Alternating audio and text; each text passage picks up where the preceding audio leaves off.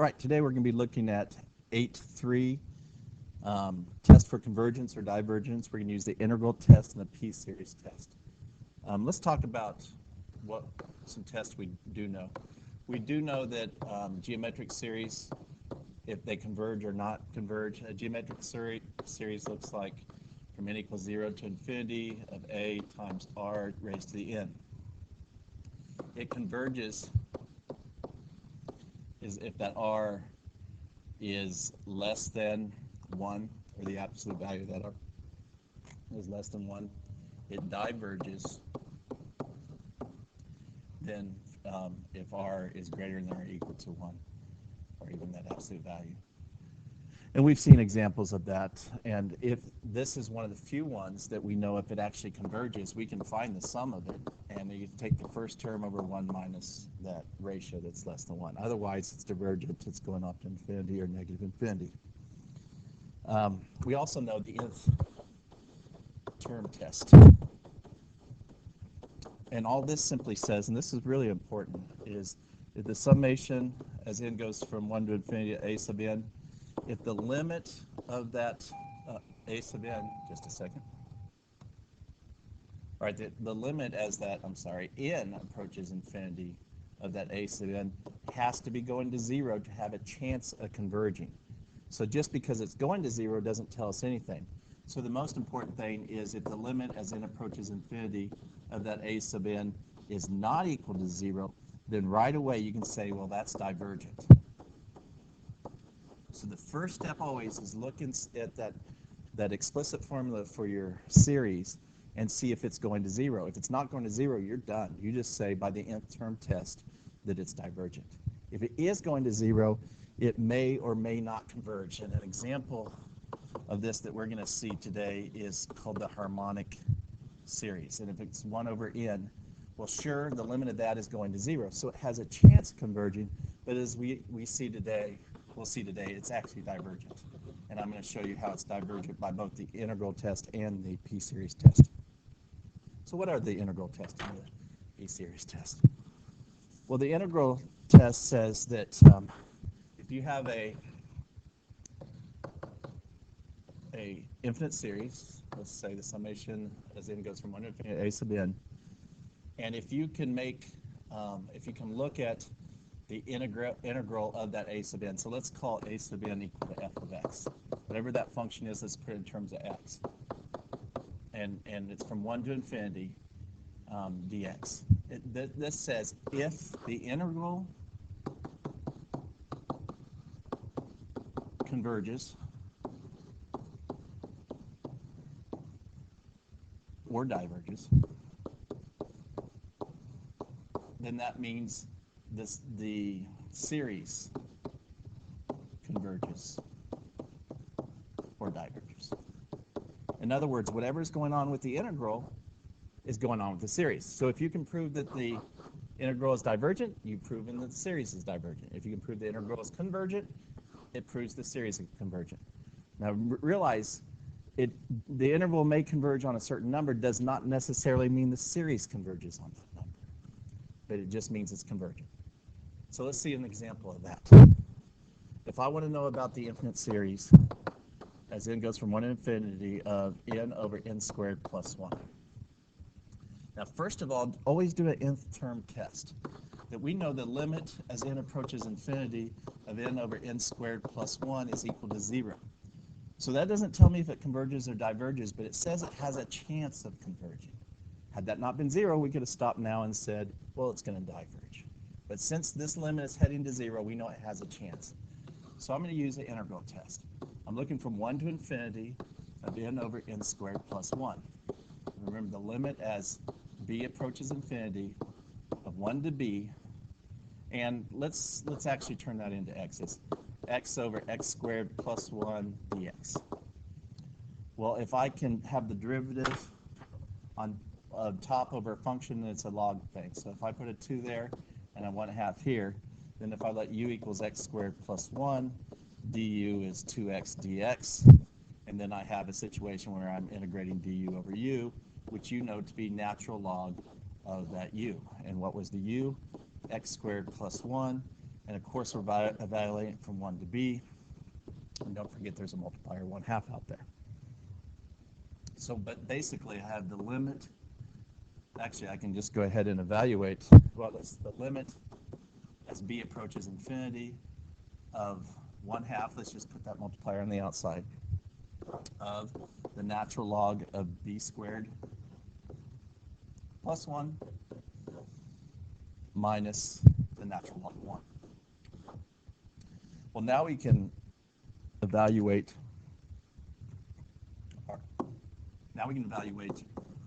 our limit. So it's 1/2.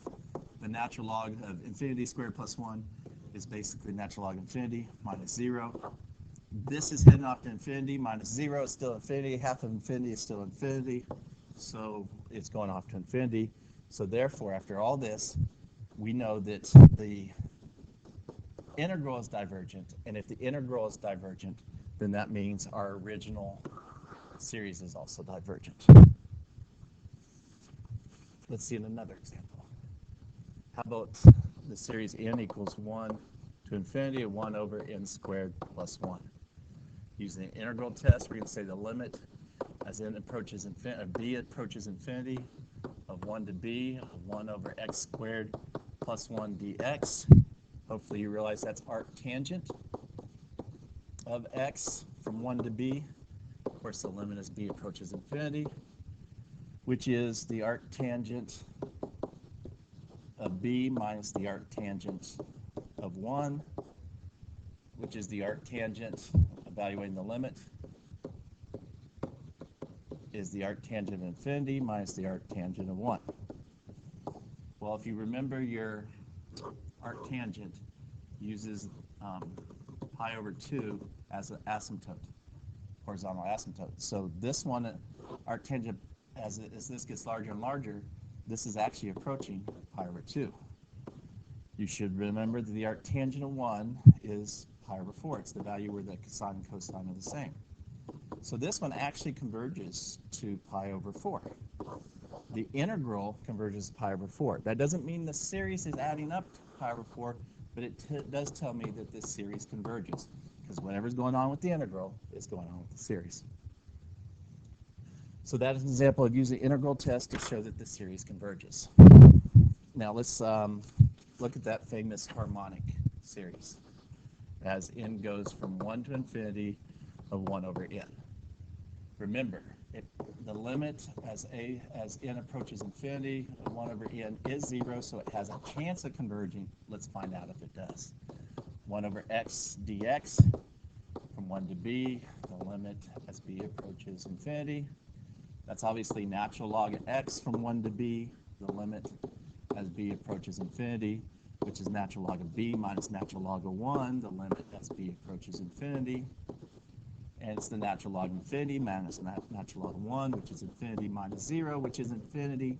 And therefore, this integral diverges. So now we know the harmonic series, even though the inside part's heading to 0, it's still divergent. So it diverges. An easier test is called the p-series test. And the p-series test has you looking at the multiplier. So what is a p-series? It's actually a p-series like this. Let's say n equals 1 to infinity of 1 over n to the p. All p-series will look like that. An example would be if I wanted 1 over n squared. Expanding that would be 1 plus, when n is 2, that'd be 1/4, plus when n is 3, 1/9, like that. Well, the p-series test says if it's written like that, then if the p is greater than 1, we can say it's convergent. If the p is less than or equal to 1, then we can say it diverges. So look in the example, this example here that we were just talking about, because p is equal to 2 and 2 is greater than 1, we can say by the p-series, this one actually converges. So which ones wouldn't converge? Well, if we have the summation as n goes from 1 to infinity of 1 over, let's say the square root of n. So that means that this is 1 over n to the 1/2. And because 1/2 is less than 1, we say it would diverge. Another famous one. How about the harmonic again? We use the integral test to prove that the harmonic series, let me rewrite that better. That just used my page. That as n goes from 1 to infinity of 1 over n, we use the integral test to show that diverged. Now we can use p series because it's 2 to the 1, and 1 is not is actually greater than or equal to 1. It's actually equal. And remember, if that is the case, it diverges. So now by both the integral test and the p-series test, we've proven that it is indeed divergent. All right, the last example in the book then on this section, it goes from n equals 2 to infinity of 1 over n to the natural log of n. So we have 4 tests right now. One is nth value test, and that means where's the limit as n approaches infinity of this 1 over n natural log of n. That's 1 over infinity, which is going to 0. So it has a chance of converging, but we can't decide it diverges unless it's not equal to 0. So by the nth term test, we know that has a chance, but now we're going to have to use another test. It's certainly not geometric, so we can't use that.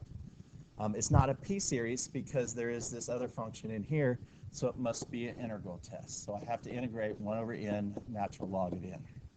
And I want to see what happens as this goes from 2 to infinity. And whatever's happening with this integral is going to be happening with the actual series.